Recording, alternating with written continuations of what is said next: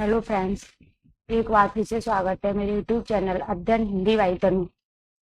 पिछले वीडियो में हमने एलटी ग्रेड का सिलेबस देखा था। आज हम सिलेबस के अकॉर्डिंग फर्स्ट चैप्टर था, उसमें भाषा में था वर्णमाला, और वर्णमाला के अंदर है स्वर व्यंजन अयोगवा। तो आज हम उसी चैप्टर को पढ़ते हैं। सबसे पहले है वर्णमाला। एक दृष्टि में एक हम साड़ी है, इसको देखते हैं। वर्णमाला स्वर, तो सभी को पता है स्वर क्या होता है। स्वर जो है, स्वर वह है जो अपने आप में किसी पर डिपेंड नहीं है, पूर्णतः स्वतंत्र है, वह स्वर है। व्यंजन जबकि व्यंजन स्वर पर डिपेंड है। तो स्वर जो है, स्वर के प्रकार यहाँ पे हमें दिए ही गए हैं स्वर के प्रकार, लेकिन हम बता देते हैं। इसमें दो प्रकार दिए, ह्रस्व दीर्घ। तीसरा प्रकार होता है प्लुत। ह्रस्व दीर्घ प्लुत। तो ह्रस्व जो स्वर है उसमें आते आ, ई, उ, री, चार। इसकी हमें संख्या भी पता होना चाहिए, जो कि किसी भी एग्जाम में पूछी जा सकती है। दीर्घ है आ, ई, उ, ए, आई, ओ, औ। दीर्घ स्वर होते हैं सेवन। और उसकी बात करें आई, उ, री की, तो ह्रस्व स्वर है चार। प्लित स्वर की बात करते हैं, ये थ्री के आकार का चिन्ह होता है। ये हमारे हिंदी वर्णमाला में कम यूज होता है। तो प्लुत स्वर की बात करें तो जैसे कब यूज होगा, ओम। जब हमें ओम लिखना है तब ये प्लुत स्वर का यूज होता है। तो ह्रस्व, ह्रस्व स्वर में क्या होता है कि जिसमें कम समय लगता है वह ह्रस्व स्वर होता है। ह्रस्व से ज्यादा अधिक समय लगे दीर्घ, जो सबसे अधिक समय लगे तो प्लुत स्वर होगा। तो एक मात्रे ह्रस्वा, द्वे मात्रे दीर्घा, त्रमात्रे पुल्लिता इति स्वरः। यही स्वर है। स्वर अपने आप में स्वतंत्र है, किसी पे डिपेंड नहीं है। स्वर एज ए पेरेंट, जैसे हमारे माता पिता किसी पे डिपेंड नहीं होते हैं, व्यंजन इस पे डिपेंड है। ये है इनके पेरेंट्स, इनके बच्चे मान लो एक तरह से। तो स्वर किसी पे डिपेंड नहीं है। ह्रस्व स्वर, दीर्घ स्वर। अब मैं स्वर की ही बात करूंगी तो टोटल स्वर जो है हमारी हिंदी वर्णमाला में 11 है। अगर प्लुत स्वर की बात करते हैं तो ये कम यूज होता है, लेकिन इसमें 3 मात्राएं होती है। तो इसमें बहुत अधिक समय लगता है, जैसे बोलते हो ओ, तो इसमें टाइम लगेगा। अब है कि व्यंजन, लेकिन हम व्यंजन नहीं पढ़ेंगे, पहले स्वर को पूछे देख लेते हैं। अब जैसे है कि ह्रस्व, तो इसमें अब आगे आता है ह्रस्व स्वर। जो स्वर थे उनका उच्चारण स्थान, जैसे आ, जो आ है, अंग अंग, तो आ है उसका उच्चारण स्थान होगा कंठ। आ का उच्चारण स्थान होगा कंठ। और ई का स्थान होगा तालु। री, री है ए, आई, ओ, औ, इन सब का उच्चारण स्थान है मूर्धा। मूर्धा मुंह के अंदर की छत का अगला भाग होता है। और ए, आई की बात करें तो कंठ और तालु दोनों से बोली जाती है। ओ, औ, ओष्ठ और कंठ, ओष्ठ और ओठ, उ। ये स्वर का उच्चारण स्थान थे। आगे मैं इसकी ट्रिक भी बताऊंगी, फॉर्मूला भी है। नेक्स्ट है व्यंजन। व्यंजन आता है तो व्यंजन का वर्गीकरण उच्चारण स्थान ये दिया गया है। तो इसमें क्या है कि सबसे पहले का से मां तक, इसमें जो दिया है इस तरह पढ़ेंगे तो इसको रटना बहुत मुश्किल होगा जिस तरह टेबल है। बट ये इसलिए दिया है कि अघोष, अल्प प्राण, महाप्राण और किसका कौन सा उच्चारण स्थान है, तो ये एक टेबल में आ गया। अब इसमें समझते हैं कि का से मां तक जो है वो स्पर्श व्यंजन है, जो कि इनकी संख्या, स्पर्श व्यंजन की संख्या कितनी है, 25। तो क, ख, ग, घ, ng, अंग, ड़, न, म, इनको पंचम अक्षर बोलते हैं। तो क वर्ग में 5 अक्षर, च वर्ग में 5 अक्षर, ट वर्ग में 5 अक्षर। और ये जड़ जे आवत ध्वनिया है, इसको इन्हें अलग से रख लिया गया है। तो त वर्ग में, प वर्ग में, इसी प्रकार इनको स्पर्श व्यंजन भी बोलते हैं। क से मां तक स्पर्श व्यंजन, जो कि हमारी जीवा में कहीं ना कहीं मतलब टच हो रहे हैं, किसी न किसी चीज को स्पर्श कर रहे हैं। जैसे ये है क, कंठ से बोला जाता है। इसका सूत्र भी लिख सकते हैं, KTM 2, ये क्रम से है। क वर्ग कंठ, च वर्ग तालु, ट वर्ग मूर्धा, त वर्ग दंत ओष्ठ, प वर्ग। तो KTM 2 कंठ तालु मूर्धा दंत ओष्ठ, इस प्रकार भी हम ट्रिक याद कर सकते हैं। तो क वर्ग में ये आता है, इनको हम स्पर्श व्यंजन कहते हैं। क आप बोल के भी देख सकते हो, क ख ग घ ङ कंठ से है, च छ ज झ मूर्धा से है, तालु सॉरी। तो इसमें क्या है, तालु जो होता है मुंह के भीतर की छत का पिछला भाग है। ट ठ ड ढ, ये दंत ऊपरी दांतों के निकट से बोला जाता है। त मूर्धा ट ठ, मूर्धा मुंह के भीतर की छत का अगला भाग है। प फ ब फ म, दोनों ओठों से, क्योंकि हम जब प बोलते हैं तो ओठ टच हो रहा है। अब आता है स। स और य जो है तालव्य है, ये सलगम वाला सा जो है तालव्य है, रा वाला सा दंत मूला है, और ये जो है मूर्धा है। तो रल दंत, व केवल दंतोष्ठ से बोला जाता है, इसे वत्स भी कहते हैं, स य, और नॉर्मली हम इसको तालु। स इसको दंत या मसूड़ा, दंत मूल या वत्स से, स र ल। मूर्धा, मूर्धा है केवल षटकोण वाला सा। स्वतंत्रीय, स्वर यंत्र कंठ के भीतर से स्थित है, ये हा बोला जाता है। ड ढ उच्चिप्त व्यंजन है, ड ढ, जिनके उच्चारण में जीभ ऊपर उठकर झटके के साथ नीचे आती है। ड ढ उच्चिप्त व्यंजन, ड और ढ को उच्चिप्त व्यंजन कहा जाता है। आघात ध्वनिया की बात करें जो आई हुई है, ये ख, खा के नीचे बिंदी है, ग ज ह, ये आघात आई हुई ध्वनिया, इन्हें ऊष्म संघर्षी ध्वनिया भी बोलते हैं। अयोग व्याह होता है अनुस्वार और विसर्ग, जो अंग है जो है, न तो ये स्वर है ना ही ये व्यंजन है, तो ये फिर क्या है, ये है अयोगवाह, अयोगवाह। और इसमें होता है इन दोनों को अयोगवाह बोलते हैं।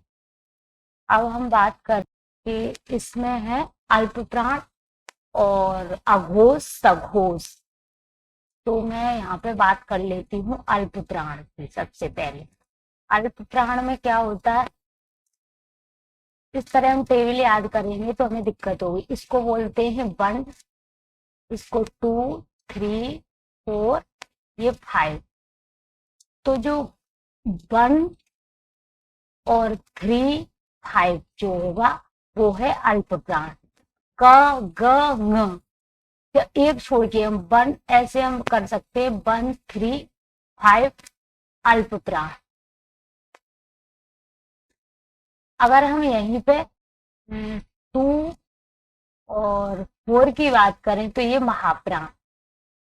जब हम का से मां तक की बात करते हैं तब के लिए, फिर हमारा रह जाता है मां के बाद यर लव। तो य और र ल वो, ये अल्प प्राण में आ जाते हैं। मां तक तो सेम ऐसे ही चलेगा, 1, 3, 5 अल्प प्राण, 2, 4 महाप्राण। फिर यर लव की बात करें तो ये अल्प में आ जाता है, स स ह, एक साथ छूट गया, ये है महाप्राण। तो इस तरह हमें याद करेंगे 1, 3, 5 अल्प प्राण, 2, 4 महाप्राण। अगर आपको इस तरह भी याद नहीं करना तो आप ऐसे लिख सकते हो, ये अल्प प्राण है, इसमें हम लिखेंगे क, एक छोड़ के एक, खा उधर जाएगा, फिर ये ग, घा इधर जाएगा, अंगा। और महाप्राण की बात करते हैं तो यहाँ पे हो जाएगा ख, के बाद घ। इस तरह हम एक इसमें लिखेंगे, एक इसमें, फिर इसमें इस तरह हम माँ तक तो कर सकते हैं, का से माँ तक जो स्पर्श व्यंजन। उसके बाद इसमें य, व, र, ल, और महाप्राण में स, स, ह। तो ये हो गए अल्पप्राण महाप्राण, जो कि हमें बिल्कुल भी मतलब इस तरह हम जब ये डायग्राम से याद करते हैं तो बहुत टाइम लगेगा, तो आप इस तरह याद कर सकते हैं। अब है अघोष और सघोष। अघोष की बात करती हूँ। अघोष में क्या होता है कि 12 प्लस सकार, ये होते हैं अघोष। बाकी सभी सघोष या घोष भी इनको बोलते हैं। तो 12 प्लस सकार का मतलब क्या है? 1 2 का और खा वर्ड के जो है का, ख, च, छ, ट, ठ, त, थ, प, ट, ह। का से माँ तक 12 प्लस सकार।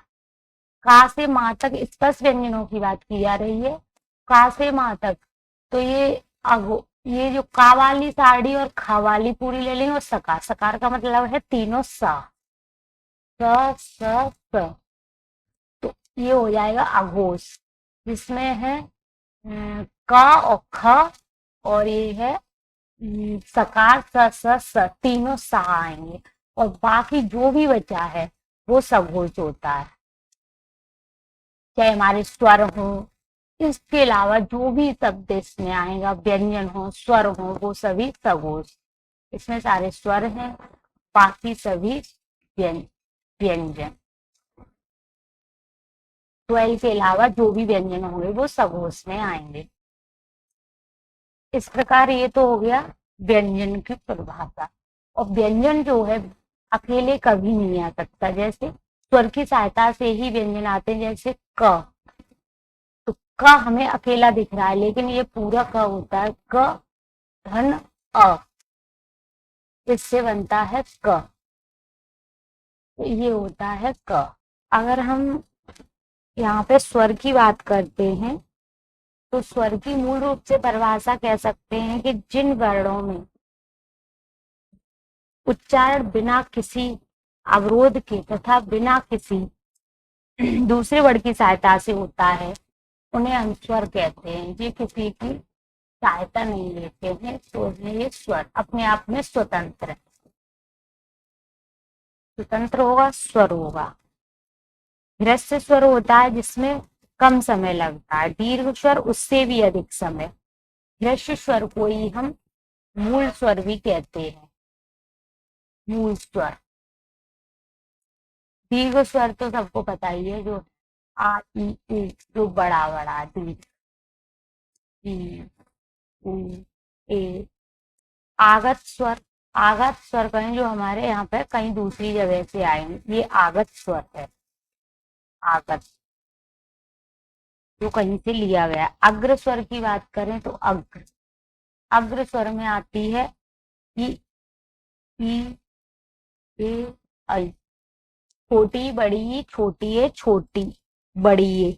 मध्य स्वर की बात करें, मध्य स्वर है केवल आ, वो भी छोटा।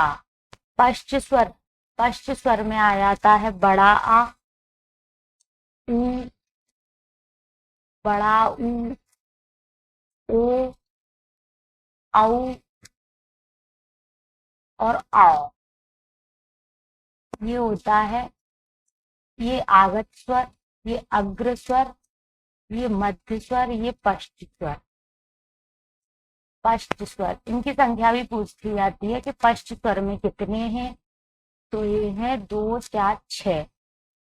आगत स्वर 1 है, अग्र स्वर 4, मध्य स्वर 1।